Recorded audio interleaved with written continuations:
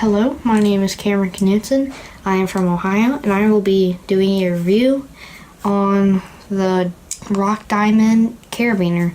It's a very nice carabiner. I would recommend it if you're just trying to get a simple carabiner for maybe pulling stuff on your harness or using simple as a lanyard clip.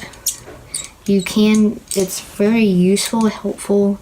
The wheel, you can, if you use a little bit of tupelo, it would probably, you could probably spin it in one hit and it would go from the bottom to the top.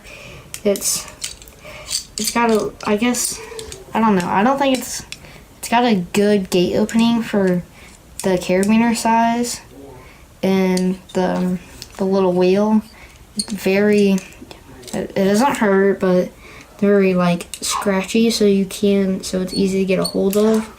And in the picture, I thought it was just going to be a gray carabiner, but it actually comes with like a shiny steel. And it's very nice. It's not got a key lock. I've never had this carabiner get caught yet, and I've had it for about a month. And it does come with a little bar right here to stop the keyhole from coming. It's very nice, and I would recommend it.